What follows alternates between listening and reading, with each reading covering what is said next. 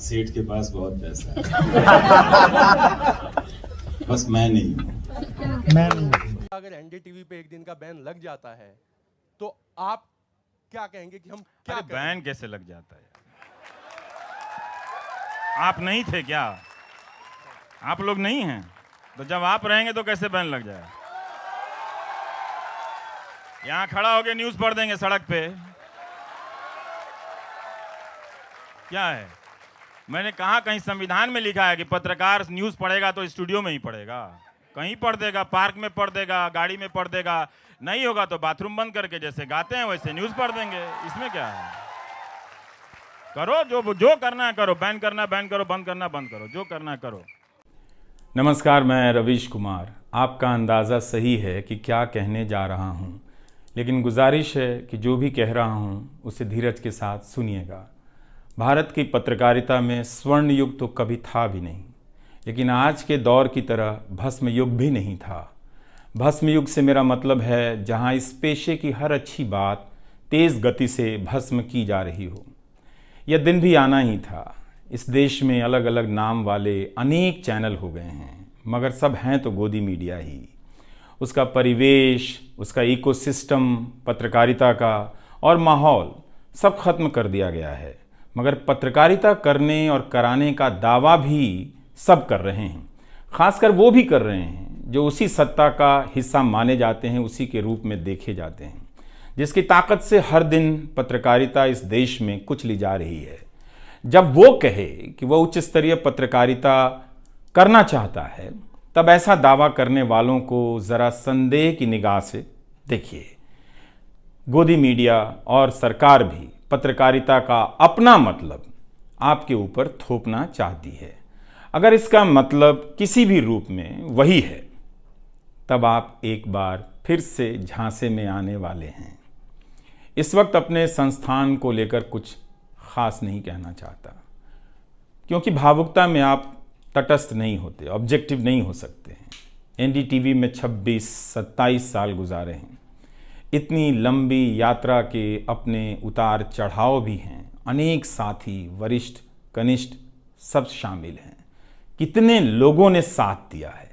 इन अनुभवों के बारे में कभी भी वस्तुनिष्ठ तरीके से नहीं बोला जा सकता, और आज के दिन तो बिल्कुल नहीं, क्योंकि कई बार तथ्यों के साथ भावनाएं मिल जाती हैं और भावनाओं के तूफान में बहुत सारे तथ्य छूट जाते हैं। बेहतर है कि इसे संक्षिप्त ही रहने दिया जाए। जो आदरणीय शख्स हैं उन्हें मैं याद कर ही रहा हूँ। काफ़ी सारी शानदार यादें हैं एनडीटीवी में, अब दोस्तों के बीच सुनने सुनाने के काम आएंगी। आज के दिन किसी एक व्यक्ति का नाम लेना मुश्किल हो रहा है, तब जब आपके पेशेवर जीवन में अनेक लोगों का हाथ हो।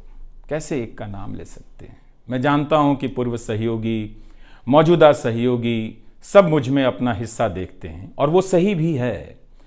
मुझे सभी से कुछ ना कुछ मिला है। मैं सबका ही आभारी हूं। इसलिए एक का जिक्र कर बाकी को छोड़कर आप न्याय नहीं कर सकते, खासकर ऐसे दिन। वैसे भी इस वक्त तो हर चेहरा ही अच्छा नज़र आ रहा है, क्योंकि सबने मेरे अनुभवों को, मेरे जीवन को समृद्ध किया है। बेटी विदा होती है तो वो दूर तक पीछे मुड़कर मायके को देखती रहती है। मैं इसी स्थिति में हूँ। अभी मुड़कर देख लेने दीजिए, फिर कभी विस्तार से एनडीटीवी की बात करूँगा, लोगों के बारे में और एनडीटीवी के बारे में, डॉक्टर रॉय, राधिका रॉय के बारे में भी। मैं कई लोगों की प्रतिक्रियाएं पढ़ रहा था। बहुत सी बातें तो मुझे आज ही पता चली। हैरानी हुई कि हर किसी के पास एनडीटीवी का एक अलग ही किस्सा है। वाकई उन 27 वर्षों के बारे में ठहर कर और संभल कर बात करने की ज़रूरत है। एनडीटीवी ने एक चीज़ सिखाई कि टीवी में और टीवी का एक ही मतलब होता है, टीम। एंकरों के स्टार बनाए जाने के बाद यह धारणा टूट गई, मगर आज भी टीवी के बुनियाद में यही है कि जितनी अच्छी टीम होगी उतना अच्छा काम होगा। अभी इस बात को यहीं रहने देता हूँ, कभी किसी और वक्त के लिए, तब जब आप भावुक ना हों, तब जब मैं भावुक ना हूँ कि एनडीटीवी छूट रहा है। अगस्त 1996 में एनडीटीवी से औपचारिक रूप से जुड़ा था। अगस्त 1996 में ट्रांसलेटर के रूप में, अनुवादक के रूप में लेकिन उसके पहले कई महीनों तक मैं यहाँ चिट्ठियाँ छांटता रहा। बोरे में चिट्ठियाँ आती थीं और मेरे पास रख दी जाती थीं। तब दर्शक पोस्ट बॉक्स में चिट्ठियाँ भेजा करते थे। देश भर से दर्शक अपने हाथों से अलग अलग कार्यक्रमों के एंकरों को लिखा करते थे। इन्हें पढ़ते हुए मैंने टीवी के कार्यक्रमों के आसपास दर्शकों को बनता देख रहा था। मेरा काम था उनकी बारीक नज़र से लिखी गई चिट्ठियों पर रिपोर्ट बनाना और एंकरों या कार्यक्रम के प्रोड्यूसर को सौंप देना। दिहाड़ी का काम था, उसी के हिसाब से मजदूरी मिलती थी, पैसे मिलते थे। मेरी ज़िंदगी में यह काम आज भी जारी है। आज भी आप मुझे सैकड़ों की संख्या में मैसेज लिखते हैं, हाथ से लिखी चिट्ठियाँ भी आती हैं, बहुत अच्छी लिखावट में। मैं ज़्यादातर मैसेज पढ़ता भी हूँ और सभी के नहीं तो बहुतों के जवाब देने की कोशिश करता हूँ। कई बार तो अपनी निराशा भी आपसे साझा कर देता हूँ। मैं आपके बीच आकर अपने मन का भाव नहीं छिपाता, क्योंकि मैं आपके बीच बताने के लिए आता हूँ। अगर खुद को ही छिपाने लगा तो वो पूरा बताना नहीं होता है। मुझे तो लगता है कि कई हजार दर्शकों के पास मेरे लिखे हुए जवाब होंगे। उंगलियों में दर्द रहने के कारण इन दिनों जवाब देना कम कर दिया है। तो एक तरह से जिन चिट्ठियों से एनडीटीवी में मेरी शुरुआत होती है, उनका आना जाना आज भी जारी है, आज तक जारी था। वो काम आगे भी जारी रहेगा, लेकिन इतने सारे सुझावों, जवाबों, अपेक्षाओं, शिकायतों और डांट के बीच सोना, जागना और जीना मुझे आपके हवाले करता चला गया। मैं खुद के पास तो रहा ही नहीं, आपके बीच गया तो घर ही नहीं लौटा। शायद अब कुछ वक्त मिलेगा खुद के साथ रहने का। आज की शाम एक ऐसी शाम है जहां चिड़िया को उसका घोंसला नज़र नहीं आ रहा, क्योंकि कोई और उसका घोंसला ले गया है, मगर उसके सामने थक जाने तक एक खुला आसमान ज़रूर नज़र आ रहा है। तो खैर, उसके बाद अनुवादक बना और कई पत्रकारों की रिपोर्ट का अंग्रेज़ी से हिंदी में अनुवाद करता रहा। इसके बाद मैं रिपोर्टर बन गया और फिर मेरी दैनिक रिपोर्ट की अलग यात्रा शुरू होती है। रवीश की रिपोर्ट से काफ़ी कुछ सीखने को मिला। तो इस तरह से यह एनडीटीवी में ही संभव हुआ कि एक चिट्ठी छांटने वाला इसके एक चैनल का ग्रुप एडिटर समूह संपादक बनता है और आज उसे छोड़ रहा है, इस्तीफा दे रहा है। बहुत बड़ी बड़ी शक्तियाँ पीछे खड़ी हैं इस एक पत्रकार के पीछे। तो स्वाभाविक है कि ये नौबत आनी थी, इसका अंदाज़ा मुझे पहले भी था। लेकिन जिस दिन आता है उस दिन अच्छा तो नहीं लगता है। लेकिन मैं आपसे यह भी कहना चाहता हूँ कि जब भी मेरे बारे में मूल्यांकन करें, इस बात की सहानुभूति मुझसे ना रखें कि मैं चिट्ठी छांटता था। मैं उनकी तरह नहीं हूँ कि अचानक चाय बेचने की बात करने लग गया। उतर रहा हूँ जहाज़ से, बात कर रहा हूँ चाय बेचने की। सहानुभूति के लिए या फिर अपने संघर्ष को महान बताने के लिए मैं ऐसा नहीं करना चाहता। इस देश में हर किसी का संघर्ष ही पहाड़ चढ़ने के जैसा है। आप एम्स के बाहर मरीज जो खड़े हैं, उनके परिजन जो खड़े हैं, उनसे मिल लीजिए। आपको पता चल जाएगा कि उनकी चुनौतियां कितनी बड़ी हैं और आपका दुख कितना कम है, छोटा है। लेकिन आज के दिन मैं आप सभी के बीच दर्शकों की बात करना चाहता हूं। इस दौर में कुर्सी पर बैठे किरदारों को टूटते हुए देखा, सबने देखा। संस्थाओं को भस्म होते देखा, आपने देखा। नफरती तूफान में लोगों को भटकते देखा, मगर मैंने इसी दौर में एक नई संस्था भी बनते देखी है। वह संस्था है जनता की संस्था, दर्शकों की संस्था। दर्शक ही अपने आप में इंस्टीट्यूशन बन जाते हैं। आप दर्शकों की संख्या भले कम है, मगर आप दर्शकों ने मिलकर जर्जर किए जा रहे इस लोकतंत्र में जनता नाम की संस्था का पौधा सूखने से बचा लिया। एनडीटीवी में मुझे जब भी अवसर मिला मैंने जान लगा दी। मैंने कभी उन अवसरों को अपने लिए नहीं देखा, बल्कि यही सोचा कि ये अवसर मुझे आप दर्शकों के लिए मिला है, इसलिए उन सभी अवसरों को आप दर्शकों की कहानियों से भरता चला गया और मैं आप दर्शकों का होता चला गया। आपका दावा मुझ पर बहुत बड़ा है, मैं जानता हूँ। आप मुझ पर बहुत दावा रखते हैं। मेरे आसपास आप दर्शकों की वजह से एक न्यूज़ रूम बन गया था, पब्लिक न्यूज़ रूम, जो दफ्तर के भीतर नहीं, आपके घरों में था, आपके दिमाग में था। दुनिया भर में फैले कितने दर्शकों ने आगे आकर मेरी मदद की है। आपने कभी मुझसे पैसे भी नहीं मांगे, कभी एहसान तक नहीं जताया। विदेशों में मेरे लिए वीडियो रिकॉर्ड किया, रिसर्च किया। मेरा हर कार्यक्रम किसी न किसी दर्शक के सहयोग का उदाहरण है। आप दर्शकों ने मेरी जानकारियों को दुरुस्त किया है, गलती की है तो डांटा भी है और काफ़ी कुछ उसमें जोड़ भी दिया है।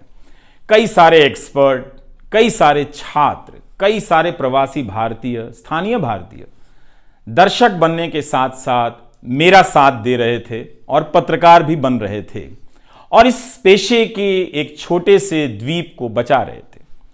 इस प्रक्रिया को बिखरते देखना, दर्शकों के बनने की प्रक्रिया को बिखरते देखना और फिर से बनते देखना बहुत सुखद अनुभव रहा।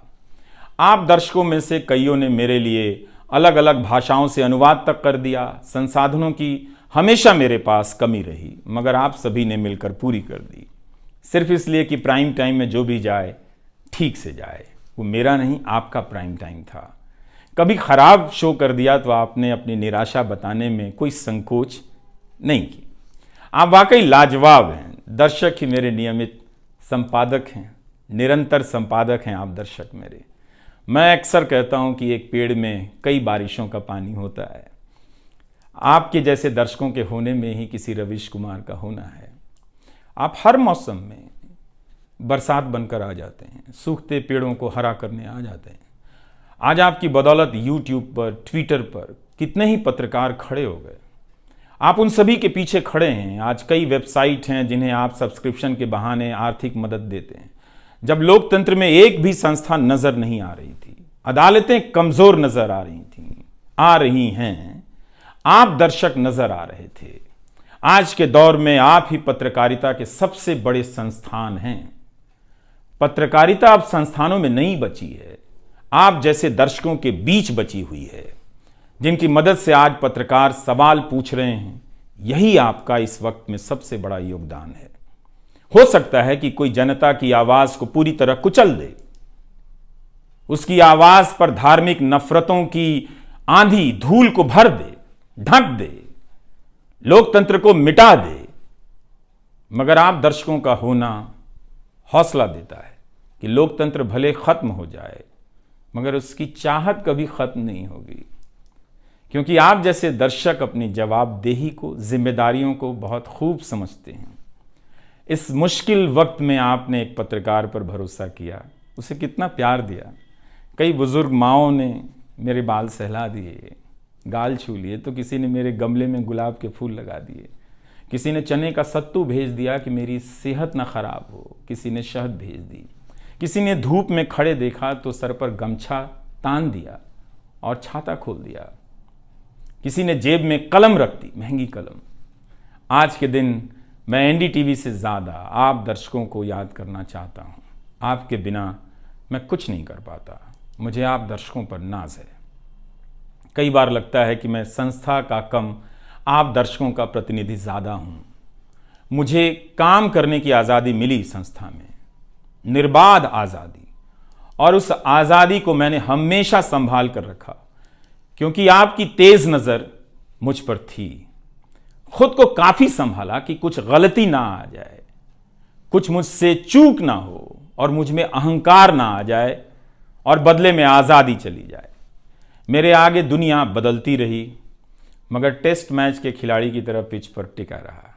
पर अब किसी ने मैच ही ख़त्म कर दिया है, उसे T20 में बदल दिया है। जनता को चवन्नी समझने वाले जगत सेठ हर देश में हैं, इस देश में भी हैं।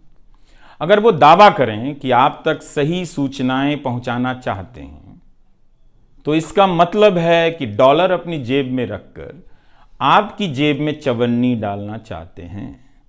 पत्रकार एक खबर लिख दे तो जगत सेठ मुकदमा कर देते हैं और फिर सत्संग में आकर प्रवचन भी देते हैं कि वे पत्रकारिता का भला चाहते हैं। आप दर्शक इतना तो अपना भला समझते होंगे। इसलिए आज मैं अपने संस्थान से ज़्यादा आप दर्शकों को याद करना चाहता हूं। मुझे हमेशा लगता था कि हिंदी का पत्रकार छत क्यों नहीं छुपाता है। ऐसा क्यों है? हिंदी पत्रकारिता के कई श्रेष्ठ संपादकों, पत्रकारों के कार्यों पर निगाह रहती थी, उनकी गहराई हैरान करती थी। फिर भी लगता था कि उनकी बात जमाने तक ठीक से नहीं पहुंची, पेशे के भीतर उन्हें उनकी जगह नहीं दी गई। पत्रकारिता का मतलब अंग्रेजी का पत्रकार होना हो गया। इसके कुछ ठोस कारण भी हैं, उनमें विस्तार से जाने का समय नहीं है, लेकिन तब भी हिंदी के जुझारू पत्रकार आसमान क्यों नहीं छू सकते हैं, यह बात कचोटती रही। इन सब बातों ने मेरे व्यवहार में काफ़ी बदलाव कर दिए।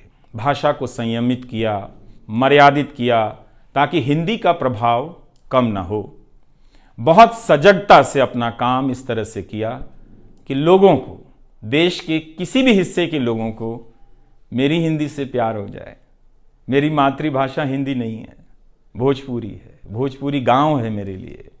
हिंदी मेरे लिए भाषा का वो शहर है, पहला शहर जहां मैं गांव से शहर आया था। लेकिन मुझे भारत के हर राज्य के दर्शकों से प्यार मिला है। हिंदी प्रदेशों की कुंठित राजनीति ने हिंदी को हथियार बना दिया। इससे हुआ कुछ नहीं, हिंदी को लेकर कुंठाएं ही बढ़ती चली गईं, किसी का भला नहीं हुआ।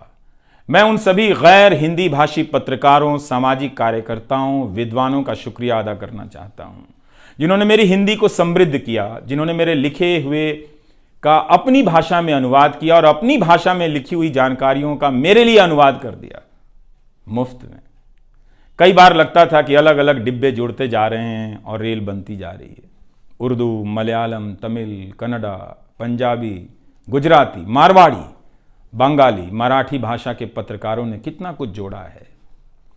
यह बात कहीं हिंदी बनाम अंग्रेजी की तरफ ना मुड़ जाए, इसलिए कहना ज़रूरी है कि अंग्रेजी भाषा में लिखने वाले विद्वानों और पत्रकारों ने मेरी खुलकर मदद की है, मेरे साथ बराबरी का व्यवहार किया। जो नहीं कर सके, ऐसे हैं, उनका क्या हिसाब करना, उनका क्या रोना, मगर जो बराबरी के साथ पेश आते रहे, उनका आभार व्यक्त करना चाहिए। उन सभी ने अपना श्रेष्ठ मुझसे साझा किया, किताबें दी, अवसर बताए, मेरे लेख का अनुवाद तक कर दिया, ज्यादा लोगों तक पहुंचा दिया। मेरे जीवन में इतिहास के मेरे शिक्षकों का बहुत योगदान है। मेरे शिक्षक मेरी जान है। मैं चाहता हूं कि आप मेरे जरिए मेरे पीछे खड़े अनगिनत लोगों के बारे में जानें, उन्हें भी देखें। और दोस्तों को कौन भूल सकता है, बहुत अच्छे अच्छे दोस्त मिले, कम मिले लेकिन मिले। आप जनता के बीच जाने के तमाम अवसर मेरे लिए बहुत ख़ास हैं। तमाम आंदोलनों को कवर करने गया, आपके बीच जाते ही जो चीज़ ख़ास नज़र आती थी वो है एक पत्रकार के प्रति आपका विश्वास, आपकी समझ। आप लोगों से मैं घिर जाता था। आपके भीतर कितना कुछ बहने लग जाता था, जिसे एक राज्य को सुनना चाहिए, जिसे सुनाने के लिए पत्रकार से अच्छा कोई जरिया नहीं। मुझे आपके बीच आकर हमेशा लगा कि आप सरकार को कैसे देखते हैं, और मैं उस नज़र से सरकार को देखने लगा। इसी का भरोसा है कि आपकी सक्रियता में ही भारत का लोकतंत्र धड़कता है। शाहीन बाग और किसान आंदोलन की जिद में मुझे सूरज की रोशनी दिखाई देती है। आपको जनता बनते हुए देखा है। मेरा विश्वास गहरा होता चला है कि तंत्र भले खत्म हो जाए, लेकिन जनता के बीच जन बचा हुआ है। एक दिन यही जन आज से बेहतर तंत्र बना लेगा। आज कुछ लोगों को यकीन हो गया है कि सारा तंत्र उनके कब्जे में है। अब जन का कोई मोल नहीं। मीडिया को खत्म कर विपक्ष और जनता को खत्म किया जा चुका है। ऐसा सही भी है, मगर यही शाश्वत नहीं है। एक ना एक दिन जब लोग अपनी नफरतों से जर्जर हो जाएंगे, उनकी नफरतें उनके शरीर से दरकने लग जाएंगी, तब उन्हें किसी नई जमीन की तलाश होगी, किसी पत्रकार की याद आएगी। नफरत की गुलामी से बाहर आने का रास्ता आप ही बनाएंगे, आपको ही बनाना है। एनडीटीवी में मैंने लिखना, बोलना सीखा, दिखना सीखा, अच्छे कपड़े पहनना सीखा, टाई पहननी सीखी। बस केवल डांस नहीं आया, क्योंकि काम से वक्त ही नहीं मिला। आप सीख लीजिएगा।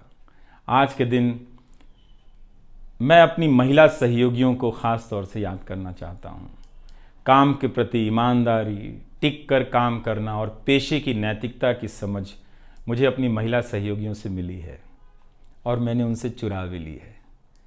उनसे मेरी सामाजिक और नैतिक समझ बहुत बेहतर हुई। मेरी इस यात्रा में बहुत सी समझदार औरतें और लड़कियों के अनुभव शामिल हैं। मेरी जीवन साथी का भी, मेरी बेटियों का भी, मेरे सास ससुर ने बहुत साथ दिया ताकि मैं बाहर जाकर रिपोर्ट कर सकूं। मेरी माँ, मेरी भाभी, मेरे परिवार के सदस्यों ने भी ठठेरे की तरह सब ने पीट पीट कर पीतल से बर्तन बना दिया। यह मैं इसलिए भी रेखांकित कर रहा हूं कि पत्रकारिता के पेशे में मर्द ही नहीं, मर्दवादियों का कब्जा है। उनकी आक्रामकता के बीच कई बार दम घुटता था। इतनी आक्रामकता के बीच आप रचनात्मक हो ही नहीं सकते, संवेदनशीलता आ ही नहीं सकती। इस पेशे में तमाम महिला सहयोगियों ने मुझे मर्दों की आक्रामकता से बचा लिया। अगर आप इस पेशे में आ रहे हैं, विद्यार्थी हैं, तो हमेशा अपनी महिला सहयोगियों के साथ सलीके से पेश आइए, उनकी काबिलियत को स्वीकार कीजिए, तारीफ कीजिए। प्राइम टाइम के वक्त अक्सर कहा करता था, मुझे काम करने दो, 9 तो 9 बजे ही बजते हैं। सुबह उठते ही मेरे दिमाग में रात के 9 बजने लग जाते थे। मैं टाइप करने लग जाता था, रोज़ 5000, 6000, 7000 शब्दों की टाइपिंग। अब शायद 9 ना बजे, प्राइम टाइम ना हो। मुझे पता नहीं था, पता नहीं है कि अब 9 बजे क्या करूँगा। मुझे टीवी से बहुत प्यार है, इस माध्यम से दिल लग गया था। शायद इसी वजह से दिल टूट रहा है। वो लाल माइक याद आता रहेगा। अब वो लाल माइक नहीं होगा। मैं जानता हूँ कि आप दर्शकों की आदतों में मैं शामिल हो गया हूँ। आप काफ़ी तकलीफ़ में थे कि मेरा क्या होगा, मैं क्या करूँगा, मैं प्राइम टाइम क्यों नहीं कर रहा हूँ। मुझे लगा कि चुपचाप किनारे हो जाना चाहिए। धीरे धीरे मेरे नहीं होने की आदत आपको डाल देनी चाहिए। इसलिए कई दिनों से प्राइम टाइम नहीं कर रहा था ताकि आप मुझे कुछ भूल सकें। मगर आप हैं, मानते ही नहीं हैं। हर रात 9 बजे के बाद मैसेज करने लग जाते हैं कि कहाँ हो, बीमार तो नहीं हो, सब ठीक तो है, एनडीटीवी में क्या चल रहा है, आप अच्छे हैं। तो भारत का मीडिया स्पेस बदल चुका है। उन हज़ारों युवाओं की सोचिए जो पढ़ाई पत्रकारिता की कर रहे हैं, लाखों रुपए लगा रहे हैं, मगर उन्हें काम दलाली का करना पड़ेगा, क्योंकि इसके लिए अब कोई सांस्थानिक जगह नहीं बची है। इसी के बीच जो आने वाले पत्रकार हैं, जो इस वक्त पत्रकार हैं, सभी को जूझना है। कोई घुट रहा है तो कोई इस पेशे को छोड़ रहा है। कई लोग कहते हैं कि नौकरी की मजबूरी के अलावा पत्रकार बनने की कोई दूसरी शर्त नजर नहीं आती, कोई उत्साह नहीं है। यहां तो जस्टिस तक कह रहे हैं कि जमानत देने पर जजों को टारगेट किए जाने का डर लगता है। जब जज को ही डर लगता है, तब फिर इस दौर में यह बोलना भी गुनाह है कि मुझे डर नहीं लगता है। एक डरा हुआ पत्रकार मरा हुआ नागरिक पैदा करता है। इसलिए बोला कीजिए कि हमें डर नहीं लगता है। आप उस देश के नागरिक हैं जिसने नंगे पांव ब्रिटिश साम्राज्य को घुटने पर झुका दिया। कोई कारण नहीं कि मैं आप पर भरोसा ना करूं कि एक दिन आप गोदी मीडिया की इस गुलामी से बाहर आएंगे। आप हमेशा इस गुलामी में नहीं रह सकते। इसकी गुलामी से आपको लड़ना ही पड़ेगा। यह सबकी लड़ाई है। इस लड़ाई के बिना आप दुनिया में सर उठाकर नहीं चल सकते। आपकी यही पहचान होगी कि आजाद देश के गोदी मीडिया के गुलाम हैं। इसके खतरे की गंभीरता को समझिए। कानून की आड़ में अब अधिकार कुचले जा रहे हैं, अभिव्यक्तियों को रौंदा जा रहा है ताकि सारे अवैध काम वैध नजर आए। इस समय मेरे रास्ते निश्चित नहीं हैं, निश्चित हैं तो सिर्फ हौसला है। उसका भी क्या भरोसा, कभी आसमान में होता है, कभी पाताल में। एक YouTube चैनल बनाया है रवीश कुमार ऑफिशियल, और फेसबुक पेज भी है रवीश का पेज। इसे सब्सक्राइब कीजिएगा। अब मैं YouTube पर ही नज़र आऊँगा, एनडीटीवी इंडिया पर नहीं। किसी संस्था के साथ मर्यादाएं बहुत अलग होती हैं, फ्रीलांस और आज़ाद जीवन की अलग। लेकिन इस बार परिवार के साथ थोड़ा वक्त बिताना चाहता हूँ, जीना चाहता हूँ। मैंने इस्तीफ़ा दे दिया है। नमस्कार, मैं रवीश कुमार अब आपको उस चैनल पर सुनाई नहीं देगा। नमस्कार, मैं रवीश कुमार।